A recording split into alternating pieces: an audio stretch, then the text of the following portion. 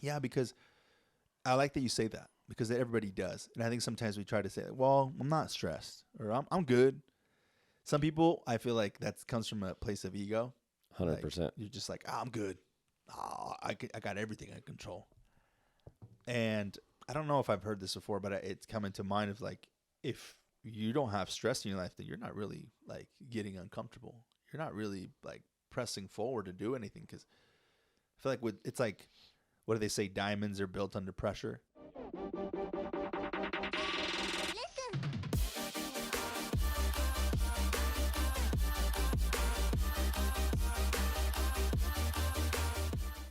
Hey, everybody. Welcome to the Round Table. Here with another great episode with my brother Dustin. What's going on, man? How are you? Going great, man. I know it. We just caught up really quick, but yeah, how was your weekend? It's actually been pretty good. Yeah. Haven't done a whole lot besides my daily tasks that I need to get done. So we had a good ruck yesterday, though. Oh, guys, Small group of people, but it was it's only going to get bigger, guys. You gotta come join us because yes. he's putting on a good thing, and it's just a good time to catch up and just chat with everybody, man. It really was good. Yeah, you get out, you get a good exercise first thing in the morning. We tried to help some older gentleman on an electric bike. That was really weird. That's kind of a trip, man. I don't know what happened there, but he got going. Was it Chris that was like, maybe he was trying to rob? Yeah. He said, maybe he wanted to rob us, and then you looked over and was like, never mind. Yeah, the four of us that were there, that wouldn't have gone over well anyways. No, it was a weird situation, though. It was. It was a weird interaction. But it was cool, though. It was good to get out. Good weather. It was great weather. Good people. It was early enough that we could go do whatever else you wanted to do. So it worked out really good, man. Good job on that. So. Yeah, I'm going to plan more, guys, so definitely look out for those. I will be posting them on my personal and the roundtable just so you guys know. We're going to get into hiking, too. Yeah. This summer's going to be hiking. Ben and I have been talking a lot about it, and our wives want to do more hiking and stuff, too, so. And we'll try to do, like, kid-friendly stuff, too, I think. I think it'll be good to. A lot of people have kids, and they, you know, they have a hard time finding babysitters. So I think another cool thing would be if it's just, I mean, even if it's like a play date, right? We take a bunch of kids and families, and the kids go off and. I was going to say, we might even, you just sparked, might even do a barbecue or something. Yeah, just something. I think like a little community barbecue or something. Well, you saw the post that I posted this weekend, and it was like doing things for yourself, right? Yep. And a lot of people, and I say people, men, let's just be real, came back and said they don't, and it pissed me off. I was one of them. It pissed me off, man, because we got to do more stuff for like ourselves, man. I was there. Like, I still am a habitual, like, people pleaser for my wife. I want to do everything for her, but we got to take care of ourselves. Like, sometimes it's good to just do something for yourself and just, like, recharge. I like to say recharge. Like, you just take your energy back and kind of feel better because you're only going to come back stronger. And sometimes I think, at least for me, it was always hard to do it because I was like, well, like, what if she's got something she needs or something? I always take it like back to her, but she's like, just do it for you. Do something for yourself. So I say that to say this. Obviously, we want the men's group. We're gonna be, you know, looking into some of that type of stuff later down the road. Yes, once it starts growing a little bit more, we'll definitely be. But in the meantime, we need to create something, even if it's a once a month. Let's do it. It's just something that where you can say, hey. We got, you know, a couple guys, something, go shoot guns, go, I don't know, go whatever. Pick your poison of whatever we want to do, and we just do it. Because a lot of times we talk about stuff, but we just need to lead on it and do it, and then get a bunch of guys that just say, hey, man, I'm doing this together. I think for me the biggest part was always like asking other guys, because I heard something really like cool that was like, well, when you get older, it's harder to make friends as a guy because you're like, well, I should already have my friends. I should already have, like, I'm not a loser. I don't want to came across like, oh, I'm this like weird kid guy that never had friends. Like, but as you grow older, you start losing certain friends, or, you know, you don't talk to them as much. So I think it's hard for us guys to kind of reach out and say, hey, like, yeah, let's hang out, man, or I want to be your friend. So, but I want to do that where it's, whether if it's just something. I don't, even if it's 30 minutes, 45 minutes, a workout, I don't care. But that's going to be our challenge for the month of March. It's just Let's do it. put something together where it's just dudes, homies that just want to come hang out. If it's 30 minutes to an hour, just to get away, do something for themselves, and then recharge. Because it really did anger me. I was like, fuck, man, a lot of my homies are just... To be fair, though, I am doing a lot for myself. As you know, the 75 hard, and I think you did the same thing when you were doing it. Most of your walks were yourself. Yeah. Because you were going during the day when you know, your lunchtime, whatever, when you had the time. Mm-hmm. So you weren't going out with like your wife, your kids, your family Not all the time. Give you some clarity. Yeah, for sure. Yeah. So technically I am doing something for myself because mine have been that for the most part because of the weather. My wife is committed to the gym 6 days a week, and she is a strong person, as you know. Right. And stuff like our ruck yesterday, obviously she's going to get up and show up, but she doesn't want to force the kids to go out in the cold, and sometimes it's a lot easier to just not. 100%. I don't blame you. But so I technically have been, but yeah, let's do it. We'll talk about it more after this. I just want to throw that in because we're talking about kind of how the weekend was, and that was one of the things that kind of got to me over the weekend. I was like, dang, man, my homies are just, and it was enough where I was like, there's a lot of guys are doing this, man. There wasn't girls. A lot of girls said, we're good. We are. But 100% of the guys were all saying, not 100% of people that said, but all the ones that were no were men. You know, it's kind of funny because this will lead into our topic for today too, because the stress and anxiety is the topic today. But it's funny you actually bring that up because therapy on Thursday, which I wholeheartedly needed, was one of the things we actually talked about, was doing something for myself. Why don't I go out of the house and do stuff?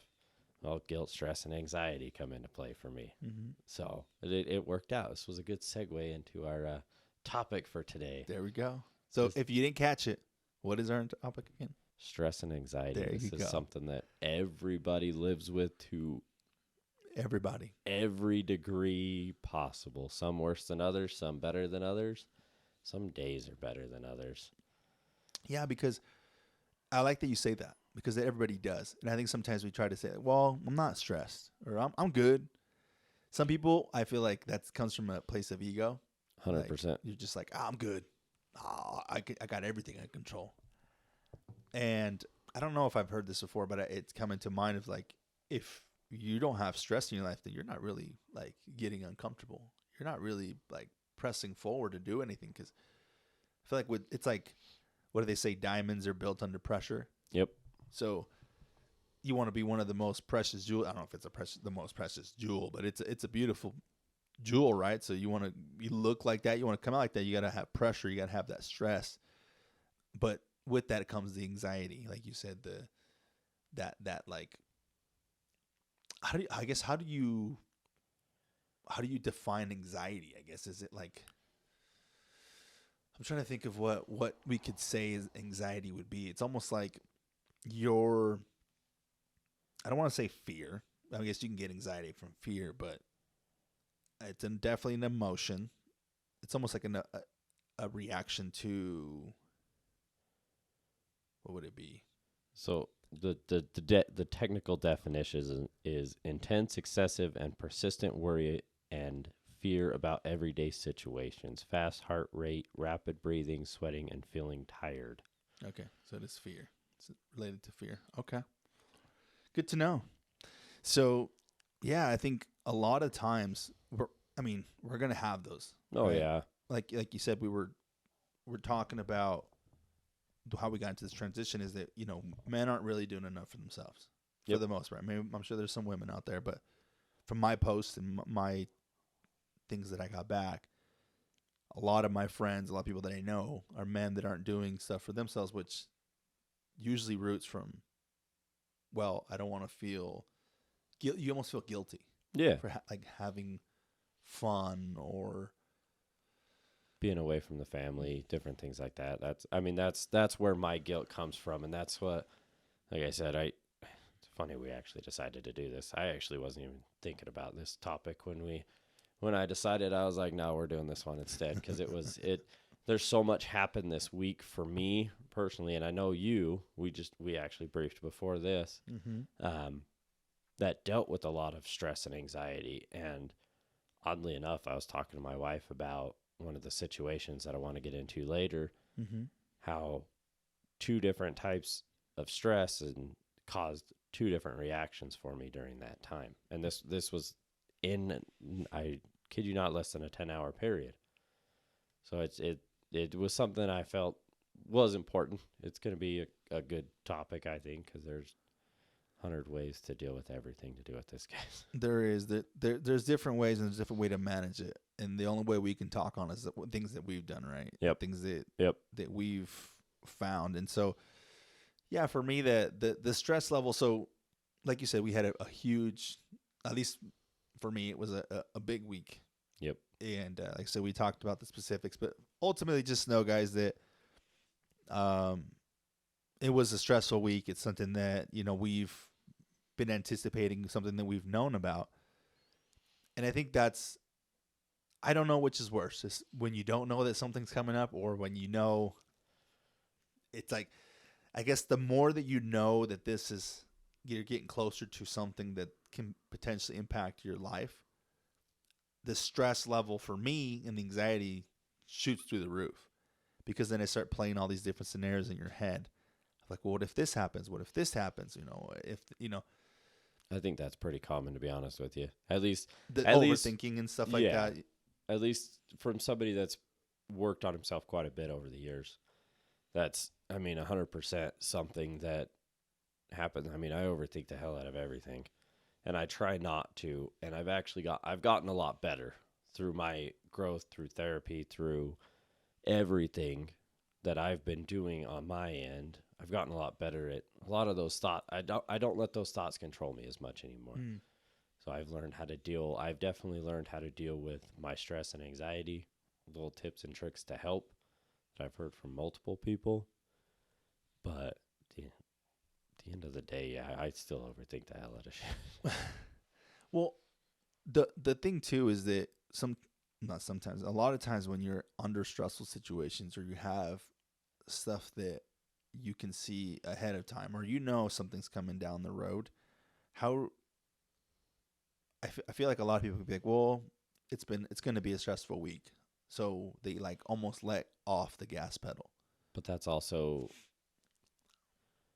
and my amazing wife reminded me of this yesterday, because she is 100% right when it comes to this. It's like we were talking, and those words you used, it's going to be a stressful week. We all know every week is going to be pretty damn stressful, in all honesty, because you've got work, kids, life. Or maybe you don't have kids, but you got work and life. You got friends. You never know what's going to happen when you walk out the door, but it's a mindset thing too, in my opinion. Because if we start off like, and we were talking, my wife and I were talking about taxes, but, she's like, well, when you go out and you put that out there, power of thought, you go out and you put that out there, man, it's going to be such a stressful week. I got so much to do. Yeah, your week's going to be stressful, and you're going to find stress that you didn't even know you were going to find, because your mind's already thinking, I'm so stressed. It's not to say things aren't going to happen, regardless of your thoughts. But if you're constantly putting out there, man, it's going to be a stressful week, I can promise you it's going to be a stressful week. Because the power of thought is going to create every stressful situation it possibly can to undermine your ability. 100%. There's a book right behind you, right next to the Think and Grow Rich. It's called The Tongue, a Creative Force. And my mentors recommended me that book because it talks about that. It's what you speak, what you want, because Jim Quick talks about it in Limitless too. You don't, if you're speaking negativity or you're speaking all this, like that shit will come into your life. Like it just does. Yep. So I agree with that, man. So you're talking about having the right mindset, even if you know it's going to be a stressful. You're already seeing that stress and anxiety build up. You have to come in with the right mindset to know, okay, it is going to be a stressful week, but I choose not to have this stressful week. I'm going to have a good week. It's going to be a good something week. Like that, right? So okay. So let me ask you this, since you kind of let on a little bit. You had a big appointment on, I think, Thursday or Friday. think it was Thursday when it was Thursday. Yeah. So you knew this was something you guys have planned on for a few months. Mm-hmm. That doesn't change the stress level of Thursday. What kind of things did you do to help lower your stress getting closer to that day? So for me, backstory. So we've been dealing with this for a while, right? So, and it's an important part of my life. And if you go even further back, just based on the shit that I've been through, and it's weird that I look at a lot of this to figure out how my mind works with a lot of situations. So I like to thank my mother first for my optimism in my life. She's a very optimistic person. So that's where I get a lot of my optimism and the way I look at life. It's very half full type of cup, half full type of view that I get for the most part. And that just stems from everything that we've been through our whole life, from when we were kids to where we're at now and the things that we experienced through our journeys. And so I always reflect back to where we were and what we've been able to accomplish. To say we, because we were a unit, we were a family. We did a lot of things together. We all really helped each other in one way or the other, whether it be me taking care of my sister while my younger sister while my older sister went to work and my mom was at work too. Those types of things. Or while my mom was sleeping to work graveyards, I was taking care of my sister so that she could make sure she, obviously she's handicapped, so she's got to make sure she ate, make sure she's not doing anything that could potentially hurt her. Dealt with a lot of stress young. So a lot of those things. And, obviously, losing your father at a young age, can be a very stressful situation when people are telling you, well, you're the man of the house now. You're the one that you're the man. Like you can, I'm like, okay, well, for a 9-year-old, that's a big responsibility. For anybody, even a 34-year-old, 33-year-old, that's a lot of responsibility. And so I feed off those past experiences and I look at the current situation. I'm like, well, that was bad. So this cannot be as bad as that. Now, sometimes those things are. It's a good way to look at it, honestly. But that's how I always have been able to look at my life from like a positive perspective. Like, okay, we've been through some stuff. We've been through hell. This shouldn't be too bad. And so so at the end of the day, when this stuff started kind of happening through the week and I kind of knew, okay, we're getting closer to kind of figure this stuff out. I really started to just feed off of those last, memories that I have from back in the day. And then also because I'm an optimistic person, relatively positive,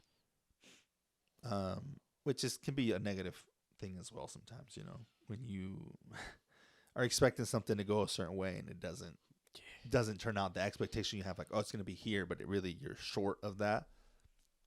But so that's a bit difficult to manage. You got to play a fine line, but that's really what I use. I use a lot of stuff that I've been through and I try to look at the positives of what can happen, because like you said, I have practiced on that mindset of like, I need to have a positive mindset to be able to look at these things that's going to happen. So this situation I knew was going to happen. I knew that the expectation or the outcome was not up to us. We cannot control anything. Yeah. Other than showing up and presenting what we have. And so the closer we got, and I was like, okay, well, I know that this decision isn't in my hands. I have done my due diligence. I've done everything I can.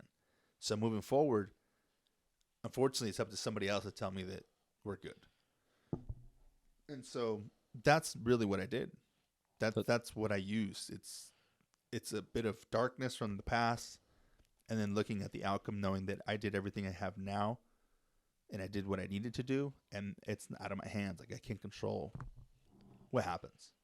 So knowing more about that situation, honestly, that's the best you can do.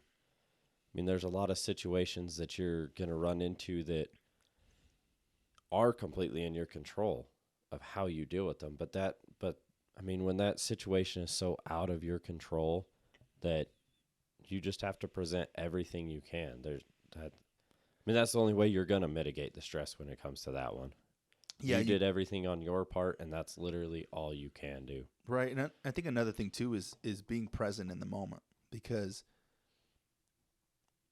one thing that you tend to do when you're stressful is you're all you're thinking about is this, right? So say like our thing was Thursday. That's weeks and weeks of, okay, just let's just put it to the week of. I got Monday, Tuesday, Wednesday. I got 3 days to contemplate everything that's going to happen. So what ends up happening for some people is all you're focused on is that. So you lose Sleep. the sleep, traction, all that type of stuff on the stuff that you should be doing. So it's being, and even communication, right? If I'm thinking, okay, what's going to happen? What's this? I'm not able to connect with my wife. And so you need to be able to almost sever that and say, okay, I'll deal with that when I get to it because I'm prepared. But that goes back to preparation. Because if I haven't prepared, if I haven't played these things out in my head well in advance, when it comes to that week of, all that capacity is taken up during that, and I have nothing to offer my child, my wife, my friends, my business partners, all that type of stuff. I don't have that capacity. So you need to be able to sever that at whatever point you reach that, okay, I'm good. This is all I can do.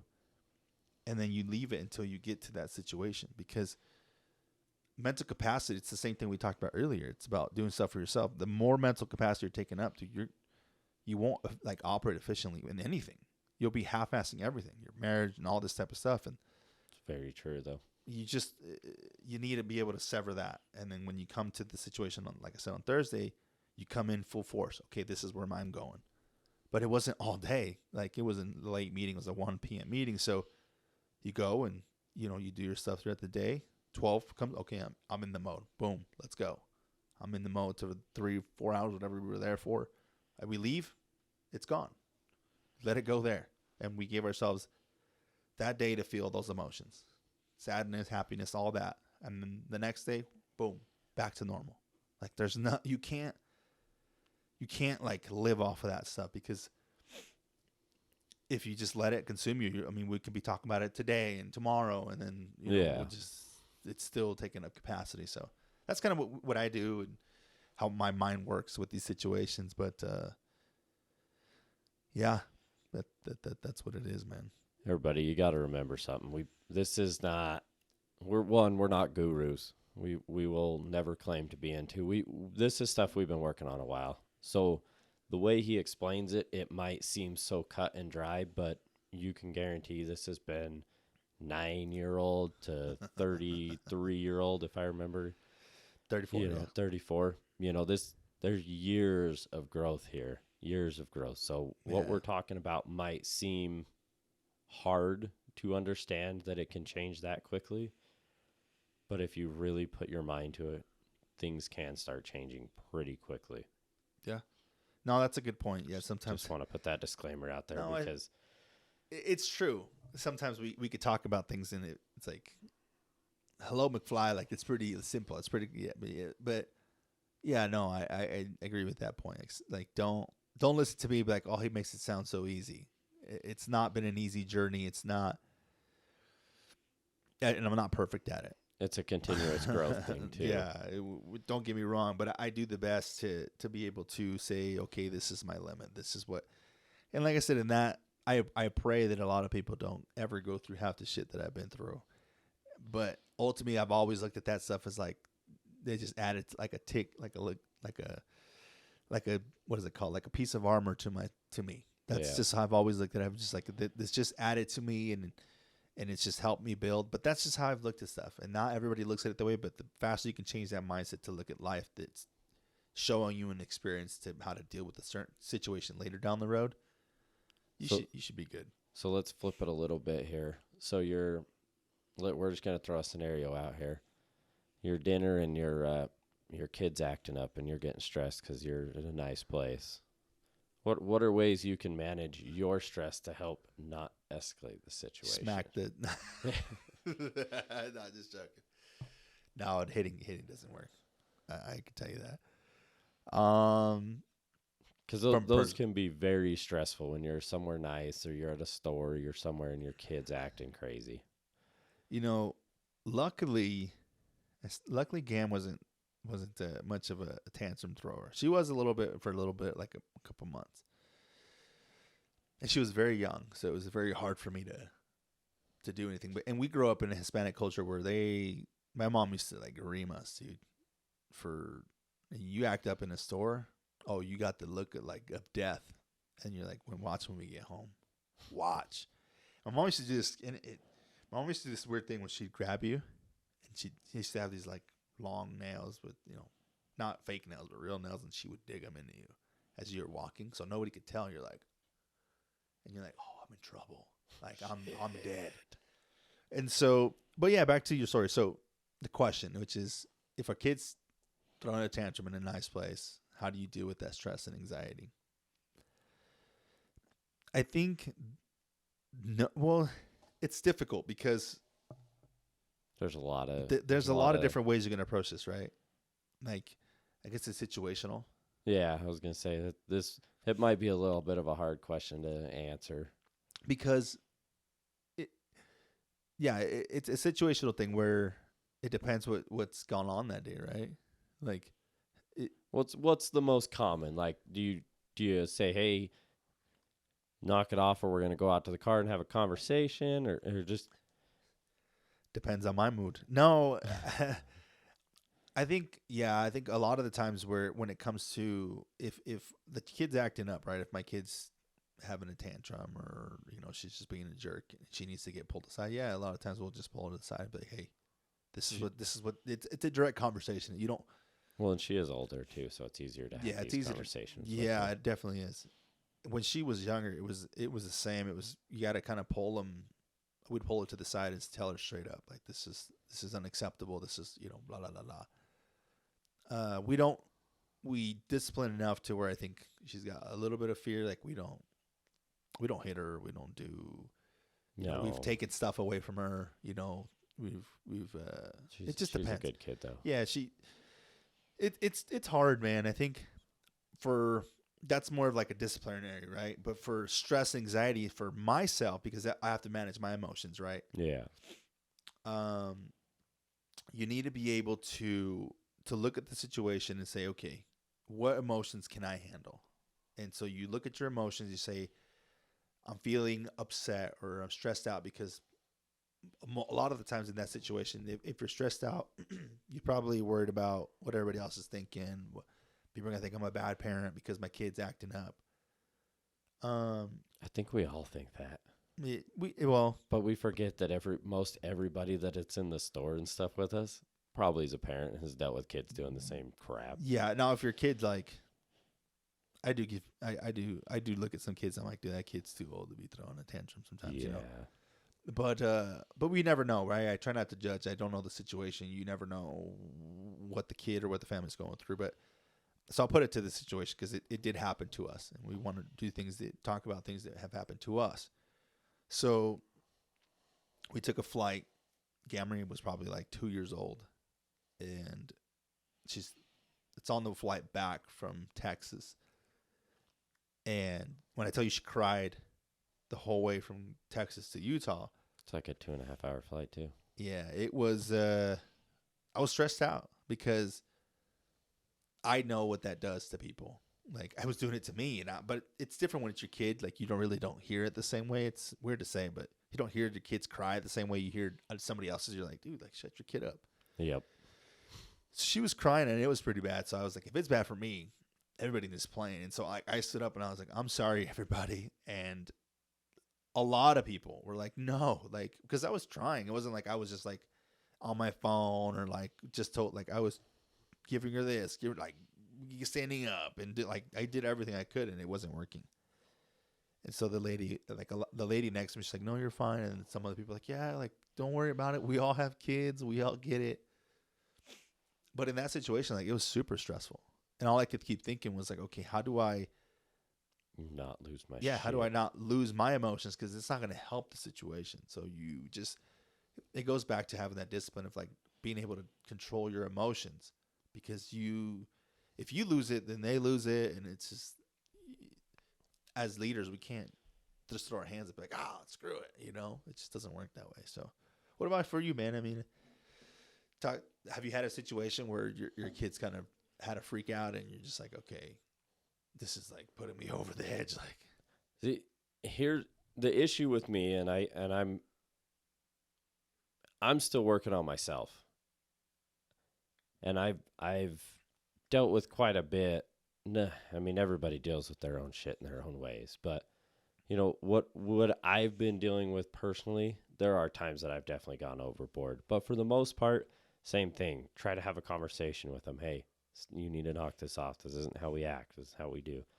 I have two kids, and unfortunately, one always feeds off the other one. And you know, it doesn't matter how hard we try, but for the most part, I do have to kind of step back sometimes too, because I'm like, they're kids. This is how they learn. This is how they understand things. Is they, you know, they have to go through a certain point of playing around and figuring and touching everything to understand it. I don't know where I heard it. I don't know where I read it or saw it, but they were talking about that a lot of people will freak out about kids try to change stuff, but that's kids trying to figure stuff out. Right.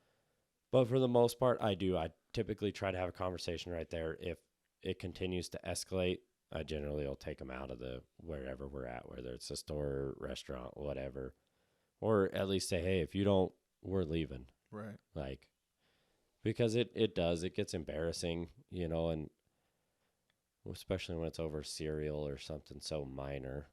But, you know, I try my best to maintain my cool because I can go 0 to 100 very fast.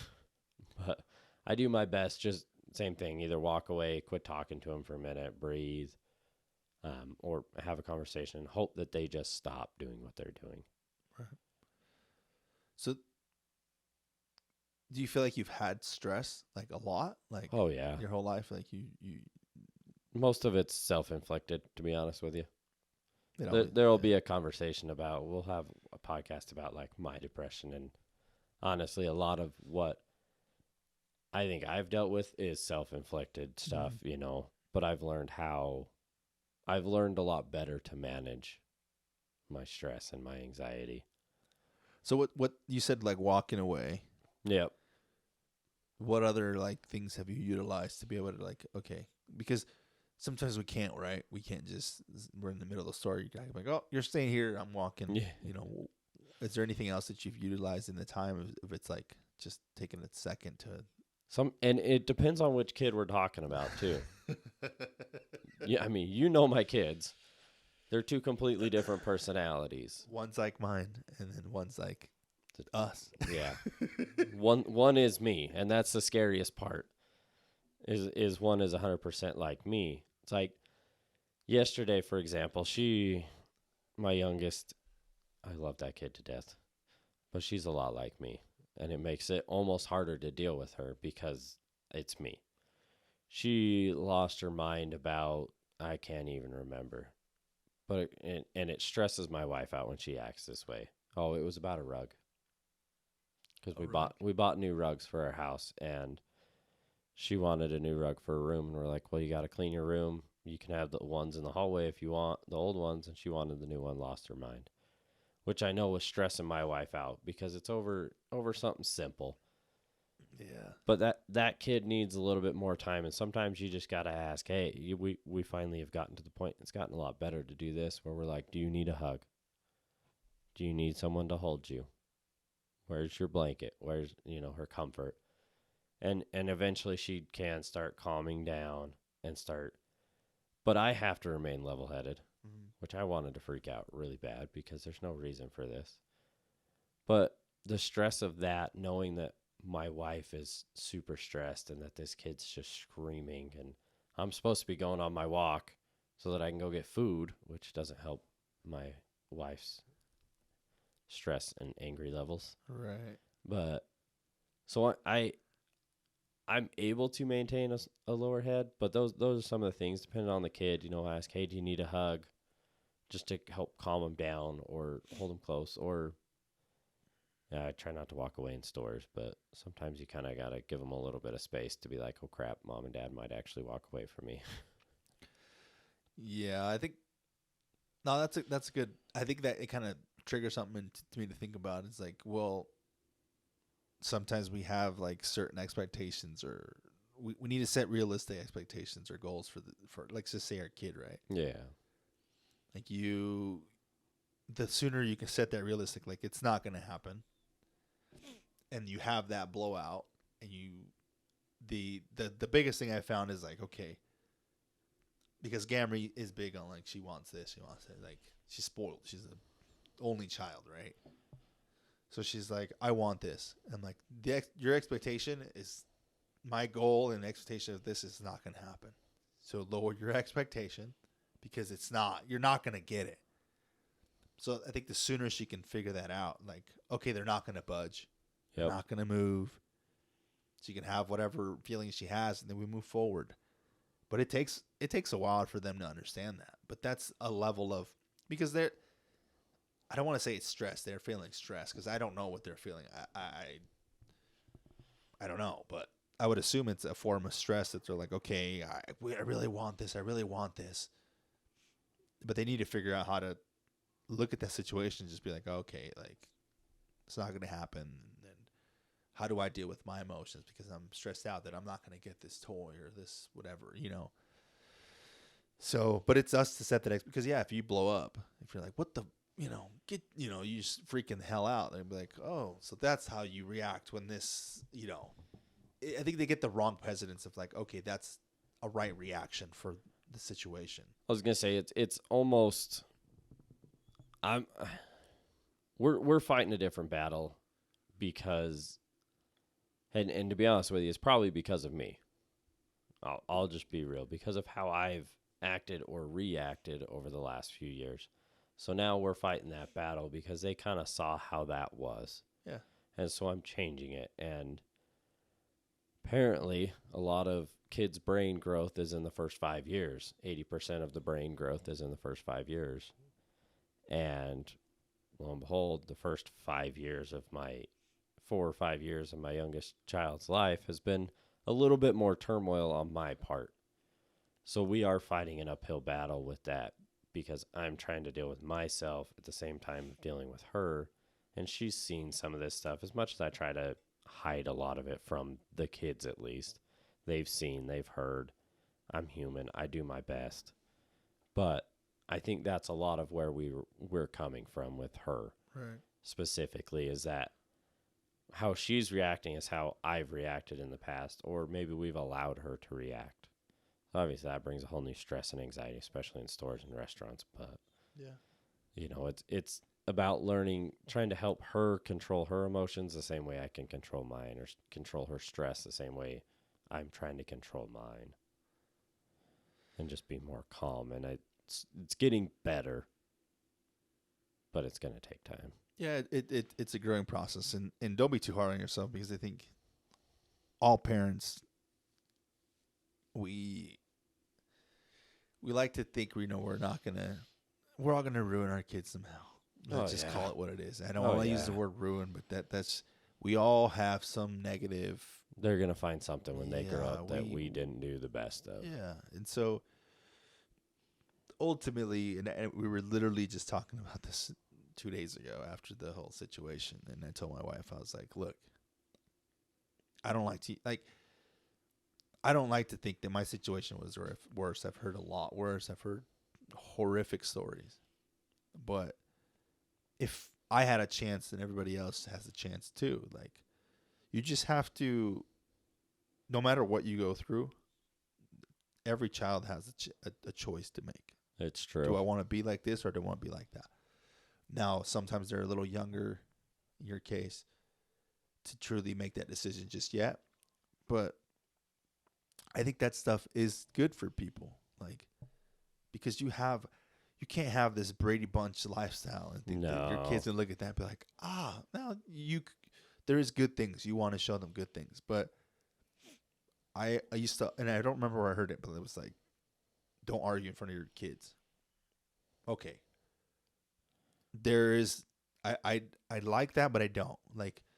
There's a difference between arguing and like bickering type shit, though. Yes.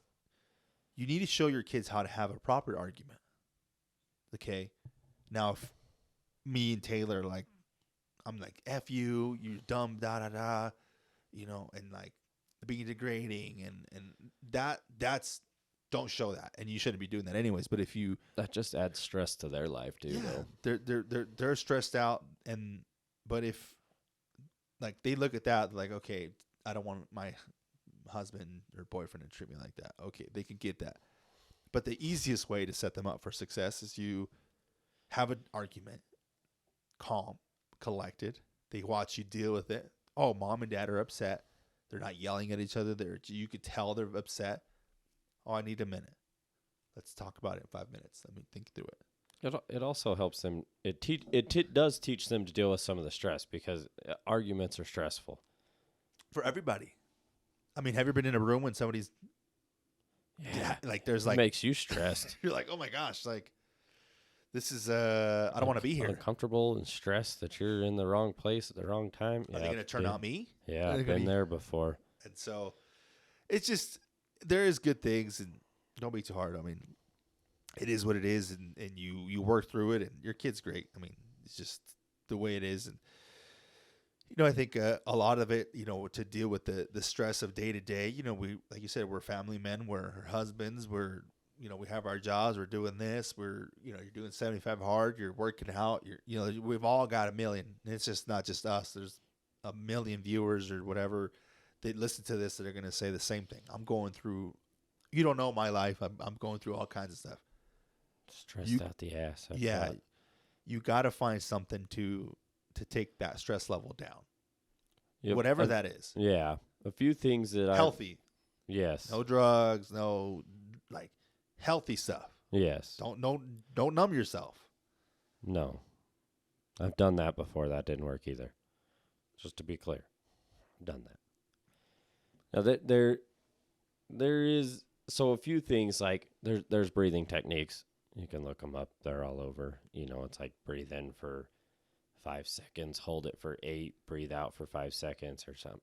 It's this triangle. And I got taught that very young into the therapy, and it helped for a while. And one of them was make a playlist of of songs that'll calm you down, and that worked for a while too. Eventually, at least in my experience, I had to start adjusting, because the stresses started changing. So those things didn't always work. It's odd that Thursday was extremely stressful for both of us. The exact same day. Tell me your stories, because I know you had a story you wanted to tell me. So this was all work related, and it honestly, and the more I was thinking about it, there's a couple of things that we're doing, and one of them I have been more or less asked to lead it, which is great. I'm fine with that. I'm good with that part of it all.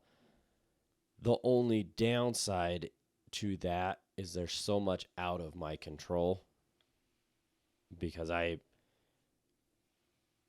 it's out of my control because it's what the contractor wants. It's what the designer wants, and it's stuff that I can't change. And I've tried, because I talked to the guys and stuff, and I tried to change it. But my stress level that day got to the point, because I've got 3 people asking me questions. I've got all this stuff, and I feel helpless, and I hate that I felt this way, and I realized this later in that day, because I couldn't lead effectively. For whatever reason it was, I could not lead effectively at that point. And it irritates me that I even am admitting that, because it's the truth. But it was to the point, and I wouldn't, I was upstairs doing some stuff on my computer, trying to get stuff figured out for these guys. And with sometimes the stress to me, I get that hard to breathe. I get that, and that's amplified by my heart condition. Right. So it makes it 10 times worse sometimes for me. Everybody, you have all your own different ways, and it affects everybody differently. But that stress was kicking my ass that day. And it shouldn't have, because I can deal with all this stuff. I've dealt with all this shit. But I felt really weak at that point. But once I got that collected, got that figured out, later that day, come back, had training, had lunch, did something, and then I get thrown into a whole nother level of stress again because I have these tops that I've built. There's something I've done a lot of, and different guys are building it, and so I'm getting asked questions, and then my boss goes, "Hey, finish out your day," because I had therapy that day, which to me, I'm a real big into therapy right now because it's been very helpful. It's helped me manage a lot of stuff. And I'm like, I'm leaving early. He's like, do what you can. I know I'm pulling you off a job that's also hot, but I need you to do what you can. Spend the rest of your day getting this stuff done. Help get what you can to help these guys out. Add stress to that, parts in the shop broke, just to add to everything. But I was in total control because I knew enough. I knew everything that level of stress didn't bother me at all. I handled it, no problem. Hey, this is what you need to do. Got all this information for these guys, lined them out to deal with their day tomorrow, the rest of the day today and tomorrow. Hey, this is everything you guys need. If you need me, call me. But for some reason, the two stresses were different.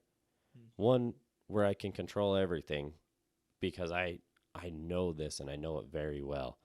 And one where I'm berated with 1,000 questions, but I feel so not in control because I can't control more than what I was able to. Physically, mentally, and the people, I just can't make the calls that these people needed me to make. It's not my money. It's not my... I can only do so much. Right. Whereas this other one I know enough about, and it was able to go really well. And it did. Brought on a shitload more problems the next day. But once again, I was stressed. I was frustrated. I was anxiety ridden because, some things happened. But I took control of the situation and said, we need to deal with this right now. So when I was stressed as hell walking into the meeting I asked for, but by the end of the meeting, the people involved, at least from my knowledge, everybody felt better. Stress levels were gone when it came to that. Everybody figured stuff out. We calmed the situation down. But if I hadn't been able to lead and deal with my stress and anxiety, hell, I could still be thinking about it right now, at least in the negative. And now I'm like, cool, we solved this problem. We can move forward. The stress is gone with this. It'll be there tomorrow, but it's going to be a good day. I don't know how much work I'm going to get done, but depending on all the questions asked to me, but it's going to be a good day. I know what I need to do, and I can deal with my day. But, man, that morning sucked. So how did you, is it just taking a step back?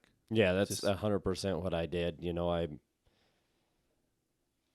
When I go upstairs, I sometimes, like I said, I have a heart condition, and sometimes those stairs really kick my ass.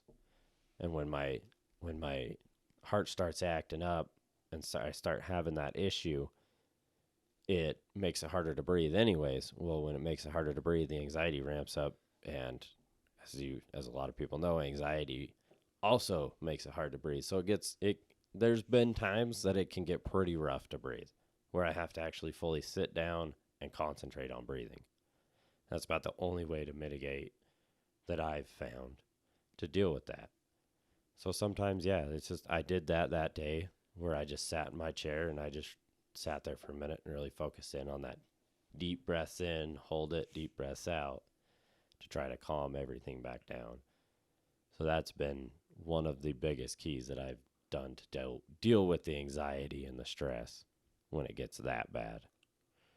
Do you... So it's fair to say that because you're resilient at it, like you weren't gonna like be like, oh well, I'm just gonna walk away, like I'm done, I'm leaving for the day, I'm not dealing with the stress. So I would love to do that, but that is not an option. That's the mindset that you got to have, which is what he's talking about is having the right mindset to be able to know, okay, because I feel like a lot of people have that quit button now. Where like, it's too stressful. I'm done.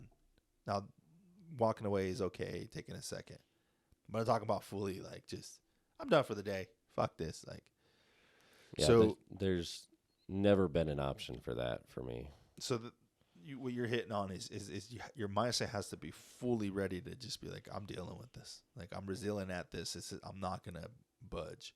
Yep. But there's going to be a way that I'm going to deal with it, which is for you. It sounds like just taking that moment, listening to you, like you said, because you physically have to sometimes. Yep.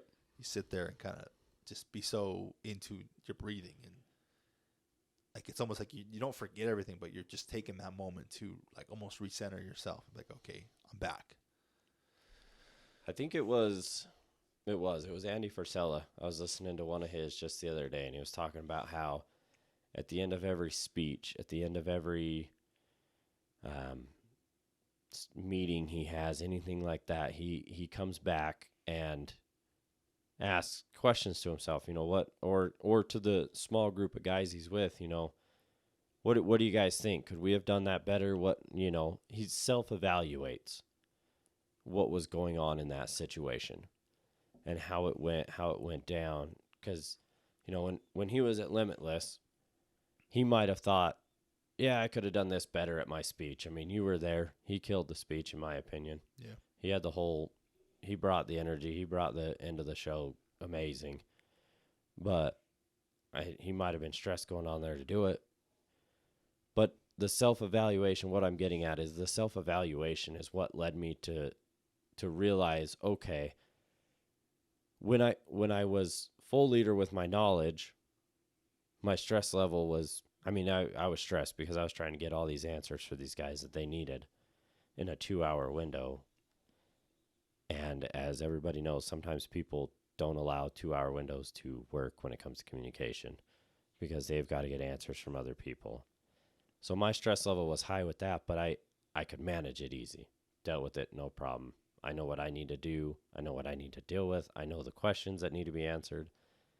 Whereas in the morning, and this was all evaluating as I was driving home from therapy, thinking about the day, and then the next day thinking about it again, just to try to evaluate, okay, what can I do in that morning situation where I was struggling to breathe, having a hard time dealing with this, and just overwhelmed as hell, stressed.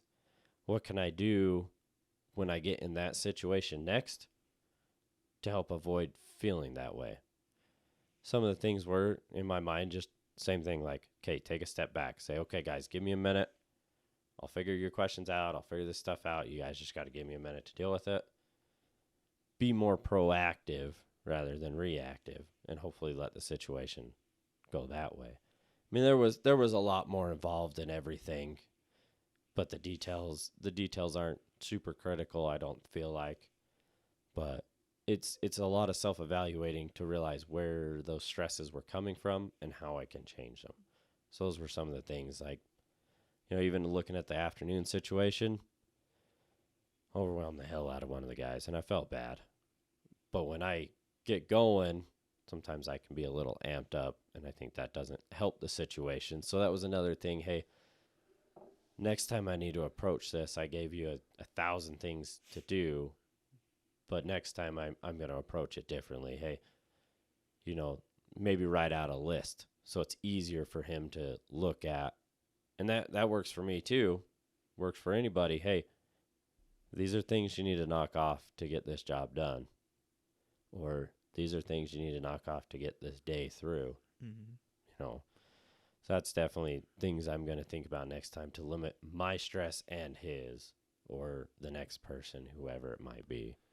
Yeah, that's a good point. It's setting that expectation, right? I think as a leader, you have to have a game plan, right, in your head, because you have somebody telling you what the game plan is, that you need to be able to communicate that effectively to your. Jocko says it best. Yeah, you got to be able to communicate it, and so the way that I've found is delegation is great, right? I love delegating. I don't get to do it enough though. You can delegate stuff out, and the stressful part for you and for others I've found is that sometimes if you're stressing somebody else out, it's probably because they don't have a clear expectation of what you're asking for. Yep. So it's like you said, if you give them a list, they have their list and they're like, okay, Dustin put 1, 2, 3. Priority number 1 is got to get off the list. 2, 3 need to be done before I leave the day. Because I've heard this. It's like there's important things and there are urgent things. Important doesn't necessarily mean it's to get done now. It just needs to get done. It's important, but urgently, it needs to happen now. Like, I need these 3 things done now. Then we'll focus. That's how you attack something. But yeah, I think no, it's we dealing with work things because you're always gonna have somebody that's telling you what to do. You have other people that are you can't control, like you said, conversations that you need to have. It's always hard when you have a third party that you have no control over. They just telling you got to get this done. I don't care how you do it. It's on you. I wish they would say that more. It doesn't happen that way for me. No. Because it. Because they got a certain way they want. Yeah. Because I you know what I do and stuff, but yeah, there's a certain way that things have to get done, and it's not very often that I get the full creative control of what is going on, which is fine. I know what I'm doing. I know what I'm building. I know where I currently work. Like, I understand all this stuff. So it's not a problem when they do that. But what sometimes gets misinterpreted, which causes stress out, with the fabricators and builders and stuff, is they think I might just be doing whatever I want willy-nilly, right? But what a lot of them forget is that I have guidelines I have to follow when I'm doing my drawings or doing this in order to get it approved for it to even be built. And that's what some of the problem was. Totally different situation from what had happened. But that was one of the problems, is that I'm asked to do stuff a certain way, and so I do that. But they might not understand why I did that. And so the part of our meeting I explained more of that, and I think it was a lot more understood. But it's like a misunderstanding, like a miscommunication. It's always that. Well, it's that you don't know what's going on the back end. Right. And that's what I had to portray, because there's things that I don't know the back end of the other stuff, but what needs to happen, and they do really good, because I think some of them listen, but they do good, the overall painting the picture of what's happening, and that's what, if you listen to Jocko or you listen to Andy Frisella, those are the 2 that I know. If you can't portray your vision to the team, or you don't believe in your vision to the team, never going to happen, because they're not going to believe in it with you. I'm reading a book you got me, and now I can't even think of the name of it, by Jocko, but which one did you get me? The Jocko one? Yeah. It's Extreme Ownership. Extreme Ownership, which is something that I've been, it's, same thing as accountability, just a lot more direct words. It's something that I've been working on, something me and you've been working on a lot, but having that ownership sometimes does eliminate a lot of stress and anxiety, where you just own it and you're done. Your stress level's gone. Yeah, because you can control it. Yeah. That's a lot of it. I guess the key takeaways are just, for me, it's mindset. Like you hit on that mindset, having the right mindset coming into a stressful situation, knowing that you can only control what you can control. Because if you're stressing about stuff that's out of your control, it's pointless. It really is. You're not going to be able to do anything. I've had to learn that so much over the last 4 to 5 years, and when we have that conversation about the depression and stuff, that you guys might understand a little bit more, but that's definitely something I've had to deal with over the last little while. Sorry to cut you off, but the stressing about shit that you can't control is not going to get you anywhere in life. It's just like overthinking about shit that doesn't matter. Like, what's at the end of the day, what's the point? There's no point to it. Not because you can't do anything. So I love that, man. Yeah, we would definitely. It might be next week. We'll see. Yeah, whenever. I'm down. Because, yeah, I'm interested. It's gonna be. It'd be a rough one, but it'll be a good one, because I think it'll give a little bit more mindset, a little bit more background. Yeah, I think it's a great, because we're two different people. Yeah. You know, We've talked about it off there quite a bit. it'll be great. But yeah, man, I think this has been a great one. I think, is there anything else you want to hit on? Something that you feel like we've missed that we want to? No, I mean, like, I think we talked about it. You know, my challenge. Wow, that was really hard to get words out today. My challenge would be to stop and really think about what's important. When you're going through your stresses, think about what's important, guys. Is this important to my day? Is this going to make a difference in my day? Is this important to my relationship? Is this important to my family? Or is this just bullshit in my head? And once you start realizing that, guys, it's taken me years to figure this shit out, just so you know. But the more I realize this, the better my relationship's been. Love it. What about you? For me, it's what we talked about. We started the episode with self-care, guys. It'll help eliminate your stress too, I promise. Yeah, if I don't care if you don't feel stressed, if you're like, I'm good, I need you guys to do something for yourselves this week. I just, whether it's taking 30 minutes to go take a walk by yourself, go jump on the treadmill by yourself, sit in a room by yourself and read a book, listen to music, hit the gym, but like, I don't care. Go do something for your guys' self, because the stress level that you can build over time is insurmountable. That, you know, what can be going on. Take the time, please, guys. That's all I ask, because for a long time I didn't do it, and it's really helped me progress forward with my stress and anxiety level going forward. So, Guys, you know what to do. Like, share, follow. If there's anybody you think could get some genuine knowledge out of this. If you guys have any questions, comments, let us know. Keep an eye out for events coming up through us, even if it's a personal event, we're going to share it on. Most all of our events, if we're doing something like rucks, hikes and stuff, we do them together. We both love getting out and doing those things. So guys, keep a lookout. I'd love to have a massive community of guys, girls, and like you said, we're going to do some kid-friendly events and stuff to just bring people together, just to get back to a community feeling around. So thanks, guys. love you guys. Have a good one.